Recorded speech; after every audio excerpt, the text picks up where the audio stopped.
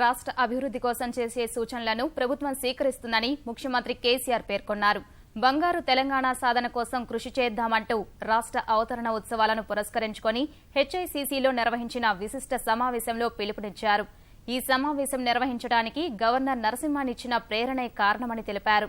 ఈ సందర్భంగా వివిధ రంగాలకు చెందిన 62 మందికి గవర్నర్ నరసింహన్, ముఖ్యమంత్రి కేసీఆర్ విశిష్ట పురస్కారాలను ప్రదానం చేశారు.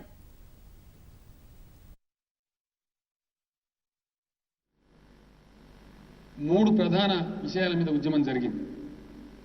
నీళ్లు, నిధులు, నియామకాలు. తెలంగాణ రాష్ట్రం ఏర్పడటంతోనే నిధులకు సంబంధించిన సమస్య పరిష్కారమైంది. ఈరోజు తెలంగాణ ఒక సర్వ స్వతంత్ర రాష్ట్రం కాబట్టి ఇక్కడి వనరులు 100% ఇక్కడే ఖర్చు అవుతాయి. నిధులు వేరే చోటికి తరలిపోయేటువంటి బాధ మనకు లేదు. నియామకాలకు సంబంధించి కూడా 100% ఇక్కడి పిల్లలకే ఎంతవరకు వస్తే అంతవరకు ఉద్యోగ అవకాశాలు లభిస్తాయి. తెలంగాణ రాష్ట్రం ఏర్పాటు కావడంలోనే ఇన్బిల్ట్గా ఈ రెండు సమస్యలు పరిష్కరించబడ్డాయి. అద్భుతమైనటువంటి ఆర్థిక ప్రగతి మనకుంది. ఇంకా మల్టీఫోల్డ్, మ్యానిఫోల్డ్ గ్రోత్ అయ్యే ఆస్కారం ఉంది.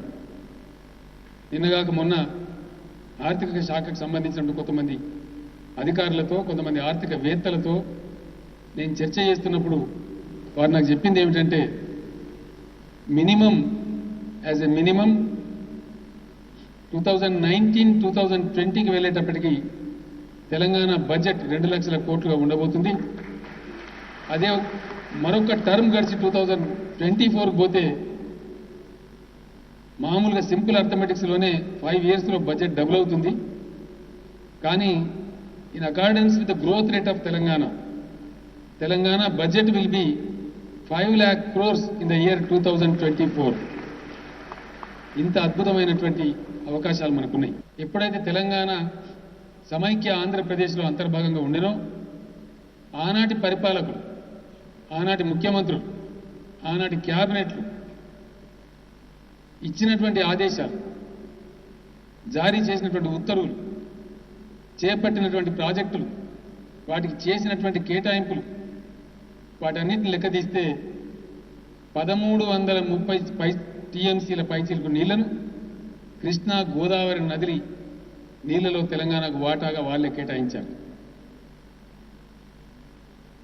అంటే దాంతో నేను ప్రతిపాదిస్తున్న 1 కోటి ఎకరాలకు నీళ్లు చాలా సులభంగా వస్తాయి.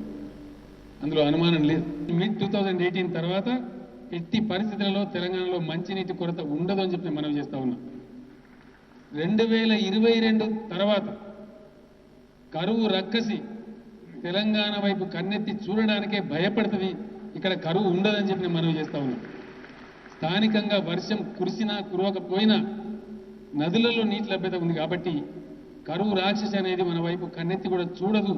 రాజకీయ అవినీతిని చాలా వరకు నిర్మూలించగలిగినాం. అది మీ అందరికి తెలుసు.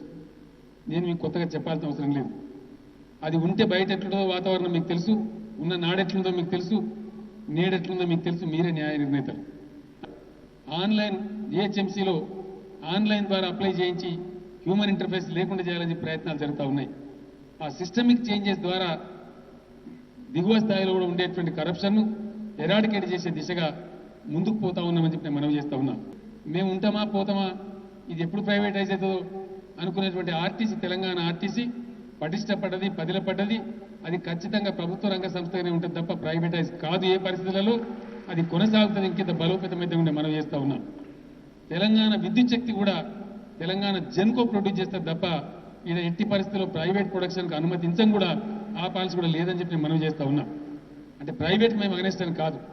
ఎక్కడనైతే ప్రభుత్వ రంగ ఆధ్వర్యంలో మేము చేయాలని అక్కడ చేస్తాం. ఎక్కడనైతే ప్రైవేట్ పెట్టుబడులు అవసరమైతే అక్కడ కూడా మేము ఆహ్వానిస్తాం తప్ప, బ్యాలెన్స్ చేసుకొని పోతాం తప్ప టోటల్గా వన్ సైడ్గా మాత్రం పోము. రాష్ట్ర అవసరాల దృష్ట్యా, రాష్ట్ర భవిష్యత్ దృష్ట్యా ఆ ఎజెండా వేసుకొని ముందుకు పోతామని కూడా ఈ సందర్భంగా నేను మనవి చేస్తా ఉన్నాం.